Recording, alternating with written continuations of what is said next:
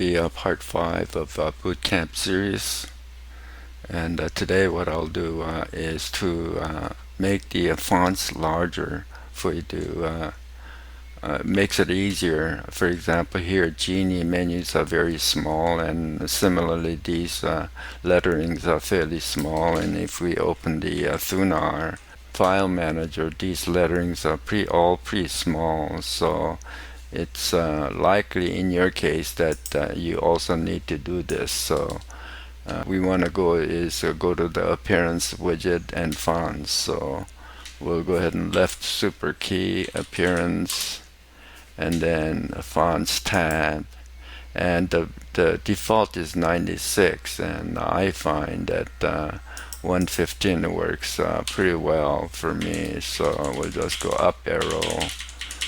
115 seems to be all pretty good, so you can see that these are much easier to read now. So similarly here, so that's one thing I wanted to go over, and then we'll close that.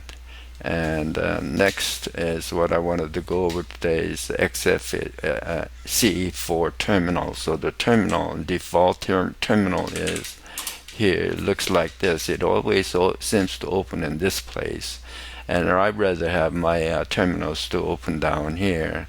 The geometry option. So these numbers has to do with 60 has to do with the horizontal number of characters of the terminal window size. 14 has to do with the vertical size number of characters.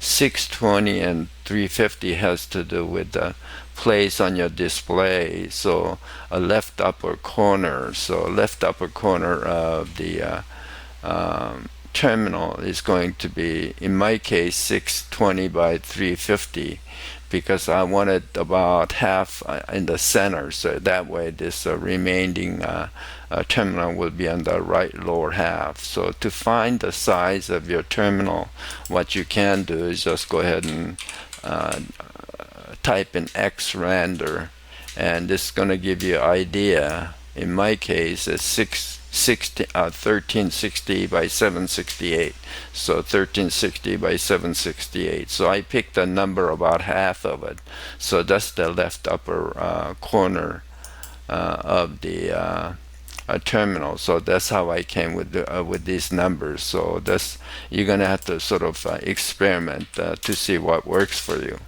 So let's see what happens if we just go ahead and enter this command in the terminal. So I think the default Control ALTP brings it up. Okay, so go, and then middle mouse click, and then we'll go ahead and enter, and you'll see that it places it roughly here, and this is what I prefer every time I start my terminal. So, and then to be able to put that into a keyboard shortcut, what we're gonna do is go into application shortcuts widget. So left super key, upward keyboard, and application shortcuts, and this is the default. So default is Control ALTT brings up the terminal. So Control ALTT again brings up the terminal. I'll close it.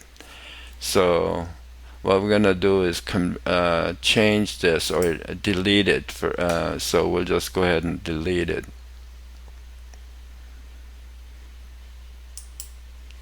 And then we'll add here, terminal command is gonna be, this command is what we wanna insert.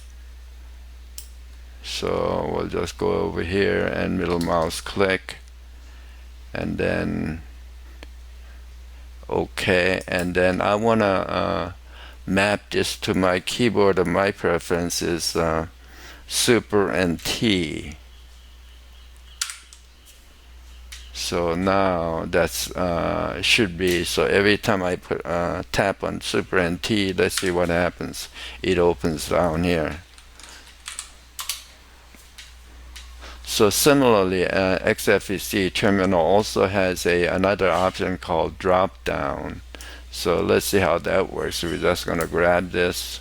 We're going to go to add again, and then middle mouse click, drop down, and then OK. And then I want to map it to a F9 key in my case, because it's F9 is easier to find with the there is a space in between F8 and the F9 key. So F9, and then let's see what happens when I tap on F9. So here is a terminal that drops down. So let me just go back to here and the terminal, and then I'd rather not have these a border and so on. So let's go ahead and go with right click and preferences, and go appearance, display borders around new windows. If that's my preference, but you may want to just leave it like that, but I prefer just to have a no menu around. So here, and then go ahead and then we're going to start it again. And now I like this to my liking, so without the border, a clear distinct border, and the head title. And then what I'll do is later on, what I'd like to do is to start a browser, for example, I use a small script that will only allow one copy of browser to browser in my case always start on workspace number 1.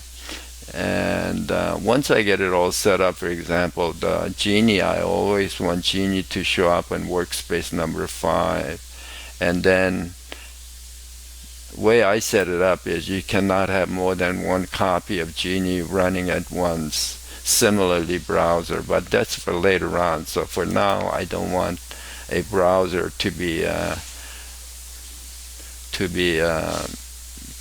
keyed into the shortcut. So we'll just remove that. Thunar Super E, I'd rather have it set to Super F. So I've done that. Super F, you can see that browser Thunar starts right away. I want to Alt F4, close the app finder, Alt F3, Alt F3. So that's helpful. I'd rather have that keyed to F12. So F12, and then now F12. Now I can find LibreOffice, for example. So escape. I don't need the other launchers. Display settings. I don't need that display settings key to any key, so we'll go ahead and delete that. Display settings Super P, see what that does. Okay, I don't need that. So this is how you can go ahead and now whisker menu is Super L, but Super is going to be keyed to start many of my scripts later. So I'd rather have this come on with a Control Spacebar. So we'll just go ahead and double click Control and Spacebar. So Control and Spacebar brings it up. So okay, print is fine. The other print function I don't need, and then I don't need this. Test manager I don't need. Drop down we put in, and Super T we put in, and then Control Escape I don't need. Locking key I don't need. Xkill I don't need. So, and then one thing I do like to have is to be able to bring up this menu that I find I use frequently. So for this menu to work is I need to just enter this command into here, and middle mouse click, and then I want this to come on with a Control Alt S. So now let's say Control Alt S, so it brings it up. So and then close.